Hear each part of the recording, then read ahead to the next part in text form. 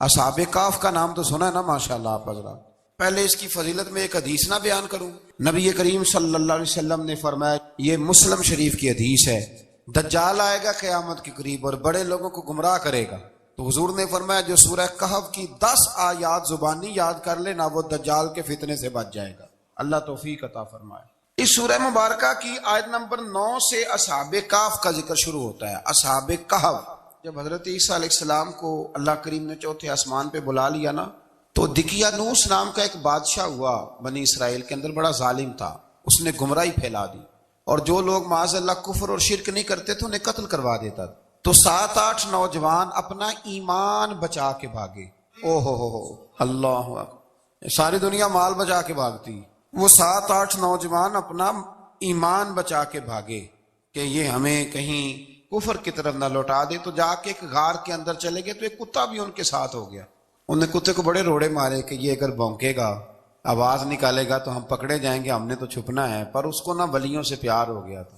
اس نے کہا بھگاؤ جتنا مرضی مجھے، فطرت میری ہے کہ میں بھونکتا ہوں، پر جب اللہ کے ولی ہوں تو پھر میں ادب کرتا ہوں. یہ قرآنی واقعہ ہے. اچھا، یہ عین وہ واقعہ ہے قرآن مجید کا کہ جو بہت ساری چیزوں پر ویسے ہی نص ہے اور بہت ساری زبانیں ویسے ہی گنگ ہو جاتی. تو وہ 6-7 لوگ تھے، وہ چلے گئے غار کے اندر، جا کے انہوں نے پناہ لے لی. بادشاہ کو پتہ چل گیا کہ غار کے اندر ہے. اچھا، اللہ کی قدرت، جیسے ہی داخل ہوئے انہیں نیند آ گئی، یہ سو گئے. اور قرآن مجید کہتا ہے، قرآن مجید کے یہ لفظ ہیں کہ کتا غار کے منہ پر بازو پھیلا کے بیٹھ گیا، گویا اپنے مالکوں کی خدمت کر رہا ہے. اب میاں صاحب کی ایک بات کر لیں درمیان میں. میاں صاحب فرماتے ہیں، جنہ تنا وچ عشق نہ رچیا، کتے ہونا تھی چنگے، اور چلو مالک دے کر راکھی کر دے، صابر بھوکے ننگے. یہ دیکھو نا کہ اتنا تو ان کے اندر بھی کمال ہے. اپنے نا دونوں بازو پھیلا کے، کتا بھی غار پہ بیٹھ گیا. ان کو نیند آ گئی. بادشاہ نے پتا کرایا کہاں بھاگ کے گئے، تو کہا وہ غار کے اندر ہیں. بادشاہ کہنے لگا کہ ان کی سزا یہ ہے کہ ایک دیوار چن دو غار کے منہ میں، غار کوئی بند کر دو. جس بندے کی ڈیوٹی لگائی نا غار چننے کی، بندہ بڑا نیک تھا، اس کو دیوار بنانے کا ذمہ دیا. اس نے نا دیوار بھی بنائی اور ایک تختی پہ نا سب کے نام لکھے، اور وہ تختی ایک صندوق میں رکھ کے وہاں بند کر دی. اور اسی طرح کی ایک تختی اس کے نیچے لکھا کہ ایک تختی ان کے ناموں کی نا میں مال خزانہ میں بھی بند کر رہا ہوں. اللہ تبارک و تعالیٰ کی قدرت کے بعد مفسرین نے لکھا ہے وہ 100 سال تک سوئے رہے، اور بعض نے لکھا ہے کہ 300 سال تک سوئے رہے. 300 سال کے بعد اس طرح ہوا کہ حکومتیں بدل گئیں. بیدروس نام کا ایک بادشاہ آ گیا، وہ بڑا نیک دل تھا. اس نے ہر طرف حضرت عیسیٰ علیہ السلام کی شریعت کا پھر سے نعرہ بلند کیا. اب نا کچھ لوگ ایسے تھے جو منکر ہو گئے تھے کہ مرنے کے بعد دوبارہ کیسے اٹھیں گے. بادشاہ ایک دن حجرے میں گیا، جا کے دعا مانگی، یا اللہ کوئی ایسی بات دکھا جس سے لوگوں کا ایمان پکا ہو جائے. اس طرح کے بھی بادشاہ ہوا کرتے. تو رب کریم نے کہا میں نے تو پہلے ایک راز چھپا کے رکھا ہوا ہے، کھول دیتے ہیں. اس نے دعا مانگی، اور ادھر کیا معاملہ ہوا، ایک چرواہا بکریاں چرانے والا وہاں سے گزرا.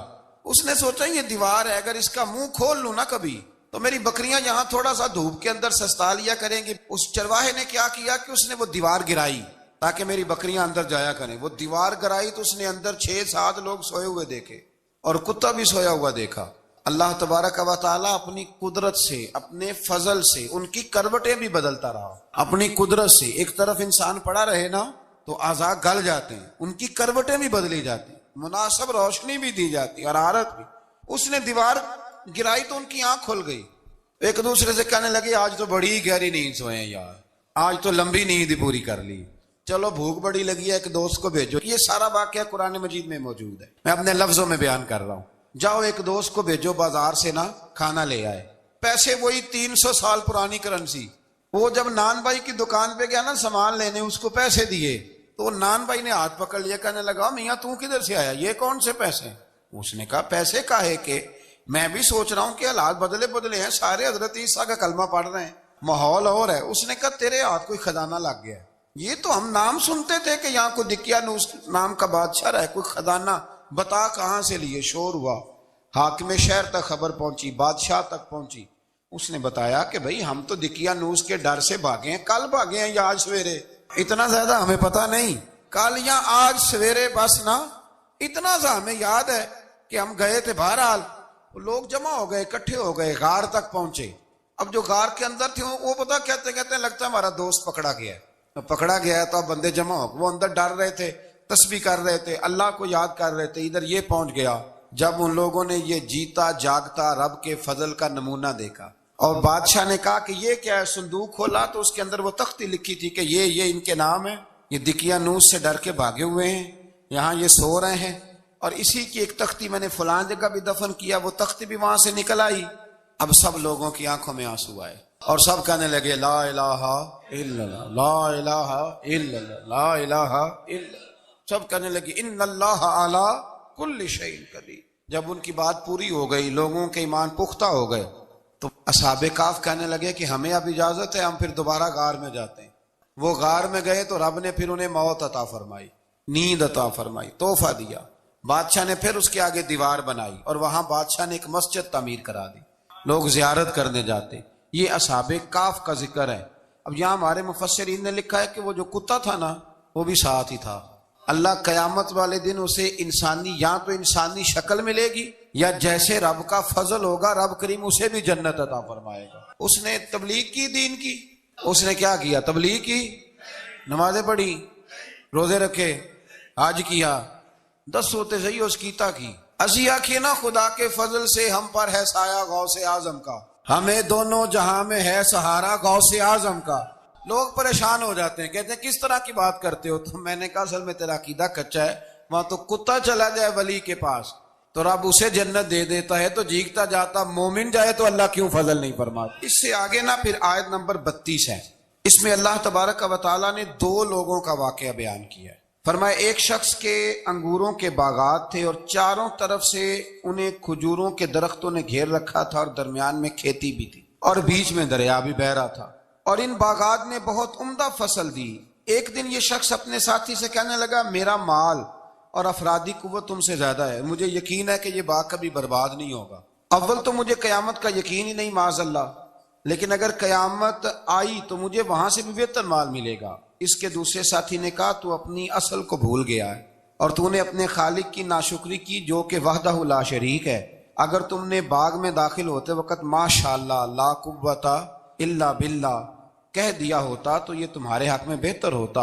اگرچہ مال اور اولاد میں تم سے کم ہوں، لیکن میرا ایمان یہ ہے کہ اللہ تعالیٰ مجھے اس سے بہتر نعمت عطا کرے گا، اور آسمان سے کوئی آفت آئی اور تمہارا باغ تباہ و برباد ہو جائے گا، یا اگر اس کا پانی زمین میں دھس گیا تو پھر تم اسے تلاش نہ کر پاؤ گے۔ بالآخر اس شخص کا باغ برباد ہو گیا۔ وہ جو کہتا تھا نا مجھے یقین نہیں قیامت نہیں آئے گی، اس کا باغ ہی، اور وہ کف افسوس ملتے ہوئے کہنے لگا کاش میں نے شرک نہ کیا ہوتا، لیکن پھر اس کا کوئی نہ مددگار تھا اور نہ حمایتی۔ آیت نمبر 45 میں اللہ تعالیٰ نے دنیا کی زندگی کی ناپائیداری کو ایک مثال سے بیان فرمایا کہ آسمان سے بارش نازل ہوئی، گھنا سبزہ نکلا، پھر وہ سوکھ کر چورا چورا ہو گیا، جسے ہوا اڑا کے لے گئی۔ مال اور بیٹے تو محض جیتی دنیا کا سنگار ہے، جب تک تم زندہ ہو تب تک مال بھی ہیں اور بیٹے بھی ہیں۔ والباقیات الصالحات، اگر کچھ ہے باقی رہے گی تو تمہارے اچھے اعمال باقی رہیں گے، اور اگر اولاد نیک ہوئی تو وہ بھی باقیات الصالحات میں شامل ہو جائے گی۔ آیت نمبر 47 سے فرمایا کہ قیامت کے دن تمام روبے زمین پر ایک کھلے میدان کی صورت میں ہوگا، سب لوگ صف باندھے رب کے حضور اکیلے حاضر ہوں گے اور اپنے اعمال ناموں کو دیکھ کر خوف زدہ ہوں گے، کہیں گے ہائے افسوس اس اعمال نامے کو کیا ہوا، اس نے نہ کوئی صغیرہ گناہ چھوڑا نہ کبیرہ، مگر سب کو شمار کیا۔ آیت نمبر 50 میں حضرت آدم علیہ السلام کو فرشتوں کے سجدہ، ابلیس کی نافرمانی اور شیطان اور اس کی ذریت کے انسان کے دشمن ہونے کا بیان۔ آگے پھر ذکر شروع ہو جاتا ہے حضرت موسیٰ علیہ السلام اور حضرت خضر علیہ السلام کا۔ یہ لفظ خضر بھی ہے اور خضر بھی ہے، یہ 2-3 طریقوں سے پڑھا جاتا ہے۔ حضرت خضر کے بارے میں مختلف روایات ہیں کہ یہ ولی ہیں کہ نبی ہیں، لیکن مضبوط رائے اکثر بزرگوں کی یہی ہے کہ یہ بھی اللہ کے نبی ہیں، اور بعض نے لکھا ہے یہ ہمیشہ سے زندہ ہیں۔ یہ 2 اللہ کے نبی حضرت الیاس علیہ السلام اور حضرت خضر علیہ السلام، یہ دونوں ہر سال حج میں بھی جاتے ہیں، کیونکہ ایک روایت ملتی ہے کہ محبوب کریم علیہ السلام حج پہ گئے تو فرمایا میں الیاس اور خضر کو پہاڑوں سے اترتے ہوئے دیکھ رہا ہوں۔ تو جن کو اللہ نے کھلی آنکھیں دی ہوتی ہیں پھر انہیں زیارت بھی ہوتی ہے، انہیں یہ نظر بھی آتے ہیں۔ حضرت خضر علیہ السلام کو اللہ نے علم لدنی عطا فرمایا۔ یہ علم لدنی اللہ جس کو اپنے پاس سے عطا کر دے اس کو علم لدنی کہتے ہیں۔ حضرت موسیٰ علیہ السلام ایک دن تقریر کرتے ہوئے کسی نے پوچھا کہ آپ سب سے بڑے عالم ہیں، فرمایا الحمدللہ، تو اللہ کریم نے فرمایا نہیں ہے موسیٰ کلیم آپ سے بڑے بڑے بھی ہیں، ہمارے ہاں مسئلہ ہے پا نہ پڑی، اور لوگ مناظرہ کرنے آتے ہیں۔ کئی دفعہ لوگ نا مسئلہ بتاتے ہیں تو میں کہتا ہوں جناب آپ نے بتا دیا کہ اب آپ نے حکم کرنا ہے۔ کبھی کبھی کچھ لوگ ایسی باتیں کرتے ہیں وہ جی آپ ایک بندے کا نام لیتے ہیں ذکر کرتے ہیں، تو میں نے کہا چلو ہم نے بھی کہیں کچھ پڑھا ہی ہوگا نا تبھی تو ذکر کرتے ہیں، لیکن جو آتے ہیں نا لوگ وہ مشورہ تمہارے دور میں ہے ہی نہیں، جس نے جو لائن پڑھ لیا ہے وہ اس پہ پکا ہو گیا، سارا نہیں نہ پڑھا، سارا پڑھے پھر بات سمجھ میں آتی ہے۔ حضرت موسیٰ کلیم اللہ کے نبی ہیں، اور کیا بات ہے ان کی، اور یہ بھی اللہ کا فضل ہوا حضرت موسیٰ نے یہ بات کی تبھی تو ہمیں اتنی شاندار حکمتوں کے پھول ملے، یہ بھی حضرت موسیٰ کا ہی کمال ہے۔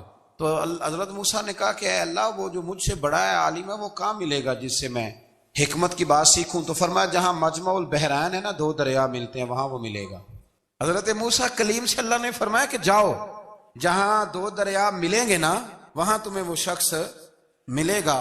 تو یا اللہ میں کس طرح؟ فرمایا زادرہ ساتھ لے جاؤ، کھانے پینے کا سامان۔ حضرت موسیٰ کلیم لے گئے، مچھلی بھی لے گئے۔ فرمایا یہ مچھلی جہاں تمہارے برتن سے نکل کے دریا میں داخل ہو وہاں دریا میں شگاف پڑ جائے گا، وہاں وہ تمہیں شخص ملے گا۔ حضرت موسیٰ نے اپنے خادم حضرت یوشع بن نون علیہ السلام کو بھی ساتھ لیا۔ یہ بعد میں حضرت موسیٰ علیہ السلام کے جانشین ہوئے۔ یہ دونوں سفر پہ نکل گئے، ایک جگہ پہ پہنچے جہاں پہاڑ تھا، ساتھ دریا بھی تھا، اس کے نیچے آرام کرنے لگے۔ حضرت موسیٰ کلیم سو گئے تو یوشع بن نون علیہ السلام موجود تھے، مچھلی جھٹ سے نکلی، دریا میں داخل ہو گئی، وہاں راستہ بھی بن گیا۔ اب اٹھے حضرت موسیٰ کلیم، جب اٹھے تو فرمایا چلو چلیں، تھوڑا آگے جا کے فرمایا بھوک لگ رہی ہے کھانا تو نکالو۔ انہیں یاد آیا، کہنے لگے حضور مچھلی تو دریا میں چلی گئی تھی۔ فرمایا تو نے بتایا ہی نہیں، وہی تو ہماری منزل تھی جہاں مچھلی دریا میں گئی۔ پھر وہاں سے واپس آئے قدموں کے نشانوں پہ، وہاں پہنچے جہاں مچھلی گئی تھی، تو وہاں ایک شخص لیٹا ہوا تھا چادر لے کے۔ آپ نے سلام لی تو انہوں نے کہا وعلیکم السلام یا موسیٰ کلیم اللہ۔ تو آپ نے فرمایا آپ کون ہیں؟ فرمایا میں وہی ہوں جس کو آپ تلاش کر رہے ہیں۔ تو فرمایا آپ نے مجھے کیسے پہچانا؟ فرمایا جس رب نے تمہیں بھیجا ہے نا اس نے ہی مجھے بتایا ہے کہ موسیٰ آ رہے ہیں۔ اب حضرت خضر نے جو کچھ فرمایا وہ بڑا شاندار ہے۔ فرمایا موسیٰ کچھ باتیں ایسی ہیں جن کا آپ کو علم ہے اور مجھے نہیں، اور کچھ ایسی ہیں جن کا مجھے علم ہے اور آپ۔ اللہ اکبر، یہ کبھی ہماری سمجھ میں بات آ جائے، یہ کبھی سمجھ میں آ جائے، کچھ باتیں ایسی ہیں جس کا مجھے علم ہے، اور یہ بڑے بڑے سیانے بندے نہیں مانتے، بڑے بڑے میں عالم ہوں جی، تو آپ عالم ہیں میاں ایک شعبے کے، لیکن بہت سارے دنیا میں شعبے ہیں نا، دین کے عالم کا درجہ سب سے بڑا ہے، لیکن قانونی مشاورت کرنی ہے تو آپ وکیل سے کریں گے، گاڑی کے بارے میں پوچھنا ہے تو کسی مکینک سے پوچھیں، لیکن آپ بن کے نہ بیٹھ جائیں۔ فرمایا جس کا آپ کو علم ہے مجھے نہیں، اور جس کا مجھے علم ہے ان میں سے آپ کو نہیں۔ تو کہا میں پھر آپ کے ساتھ رہنا چاہتا ہوں اور میں وہ سیکھنا چاہتا ہوں جو آپ بتا رہے ہیں۔ تو حضرت خضر فرمانے لگے صبر کر لیں گے میرے ساتھ، یہ سب سے مشکل کام ہے۔ یعنی ہر بات کی تو یہاں لوگوں کو وضاحت چاہیے، کھانسے بھی تو آپ کو بتانا پڑے گا کھانسے کیوں، ہنسے بھی تو آپ کو بتانا پڑے گا ہنسے کیوں۔ بے بزرگ ہیں، بزرگوں کی باتوں میں حکمتیں ہوتی ہیں، لیکن ہم حکمت کی طرف جانے کو تیار نہیں ہوتے، ہمیں تو فوری طور پہ جواب چاہیے، حل چاہیے۔ حضرت موسیٰ علیہ السلام جناب خضر کے ساتھ چلے، فرمایا صبر کروں گا، میں چلتا ہوں آپ کے ساتھ۔ دریا کے قریب گئے کشتی میں بیٹھنے کے لیے، تو کشتی والوں نے حضرت خضر کو پہچان لیا، بغیر کرائے کے سوار کرایا، اور جب پار اترنے لگے تو حضرت خضر نے کشتی کا ایک تختہ ہی توڑ دیا۔ حضرت موسیٰ کہنے لگے یہ آپ نے کیا کیا؟ انہوں نے نیکی کی، آپ نے تختہ توڑ دیا ہے۔ فرمایا آپ کو کہا تھا نا آپ نے صبر نہیں کرنا۔ فرمایا چلو میں صبر کروں گا۔ تھوڑا آگے گئے تو ایک نوجوان لڑکا، ابھی چھوٹی عمر ہے، وہ ملا۔ حضرت سیدنا خضر علیہ السلام نے اسے قتل ہی کر دیا۔ فرمانے لگے آپ نے قتل ہی کر دیا؟ ایک قرآن مجید ہے بھائی، میں کبھی کبھی سوچتا ہوں یہ ہم کسی درویش کی بات سناتے تو بندے ہٹ جاتے، فتوے نکلتے کہ نہ نکلتے؟ میرا خیال ہے ہر مسجد سے نکلتے، اور فتوے ایک ایک جتنے مسجد میں نمازی ہوتے سب کے ہاتھوں میں فتوے ہوتے۔ قتل کر دیا، قتل ہی ہو گیا بندہ۔ تو حضرت سیدنا موسیٰ علیہ السلام فرمانے لگے آپ نے قتل ہی کر دیا۔ فرمایا میں نے کہا تھا نا آپ نے صبر نہیں کرنا۔ آپ فرمانے لگے چلو اگر اب میں بولا نا تو بے شک آپ مجھے علیحدہ کر دیجئے گا۔ حضرت موسیٰ کلیم اب بولا تو علیحدہ کر دیں۔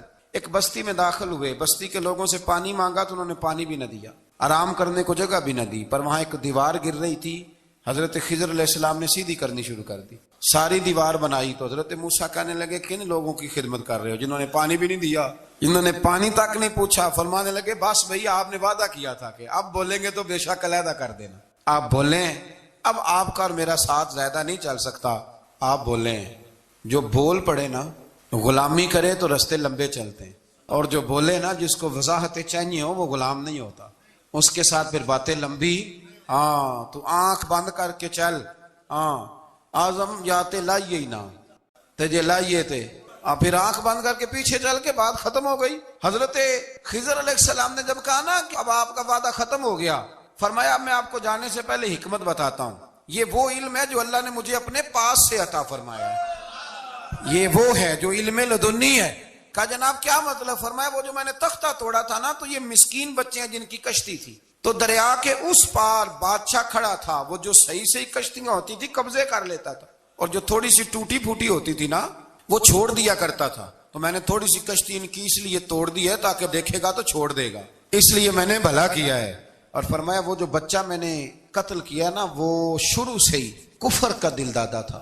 اس کے ماں باپ نیک تھے. اگر بڑا ہوتا جوان ہوتا تو ہو سکتا ہے ماں باپ کو بھی کفر میں مبتلا کر دے. اب اس کے بدلے اللہ انہیں صالح بیٹا عطا فرمائے گا. تو یہ بھی میں نے اللہ کے دیے ہوئے علم سے کیا.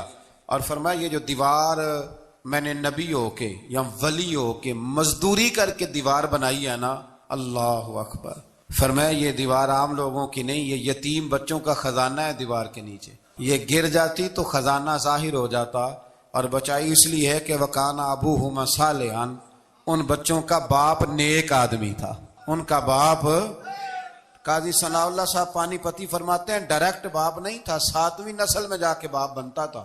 سن لیں یہ بھی بات, ایک بندہ نیک ہو تو اس کی 7 نسلوں تک رب خزانوں کی بھی حفاظت فرماتا ہے. اب آپ اندازہ فرمائیں کہ بات کتنی دور تک جاتی ہے. بزرگوں کی باتوں میں نا حکمتیں ہوتی ہیں, دانائیاں ہوتی ہیں. یہ طریقت کے جو لوگ ہوتے ہیں انہیں سبق یہ دیا جاتا ہے کہ آمنا وصدقنا, ماننا ہے اور تصدیق کرنی.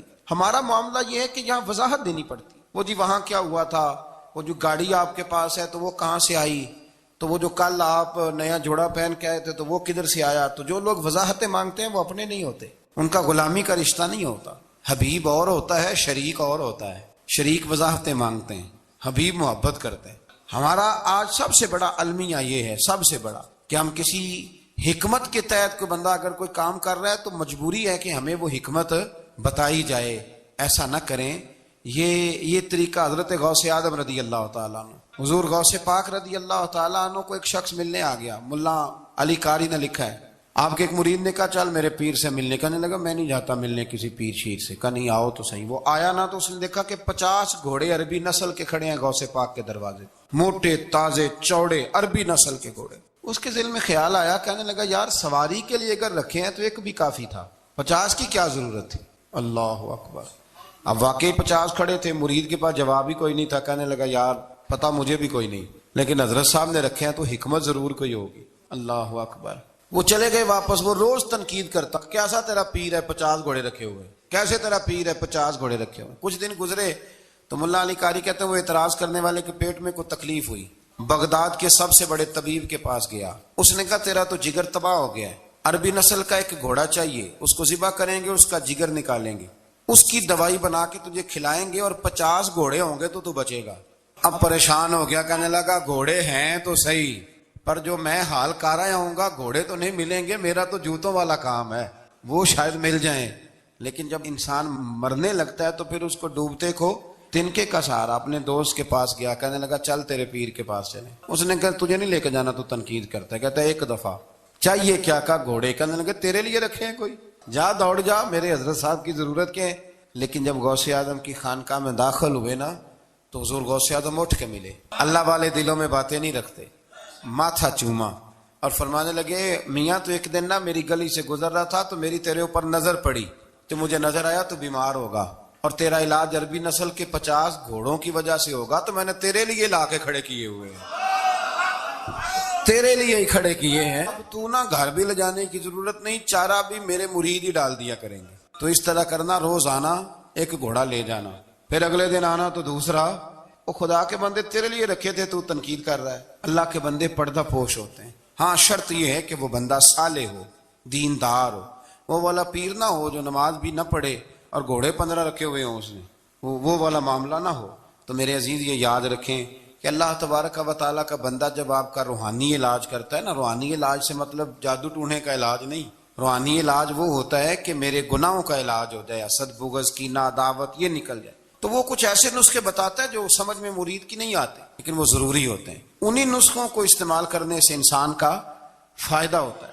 جی کرنے والے لوگ ہمیشہ کامیاب رہتے ہیں، وہ ماں باپ کے آگے کریں، استاد کے آگے کریں، شیخ کے آگے کریں۔ اور جن کو وضاحتوں کی ضرورت ہوتی ہے، ہاں ایک شرعی بات ضرور ہے، وہ ضرور سن لیں۔ اگر آپ کو کہیں کچھ شرعی قباحت نظر آئے جو قرآن و سنت سے ٹکراتی ہو تو وہ آپ پر فرض ہے آپ اپنے مرشد سے پوچھیں۔ کتنی بڑی بات کر رہا ہوں، یعنی جو چیز قرآن و سنت سے ٹکرا رہی ہو اس کی وضاحت طلب کرنا ضروری ہوتا ہے، اور جو دین سے نہ ٹکرائے اس پر آپ وضاحتیں پوچھتے ہیں تو پھر اس کا مطلب ہے کہ آپ علاج کرانے میں سنجیدہ نہیں ہیں۔ اللہ تعالیٰ قرآن مجید کو سمجھنے کی توفیق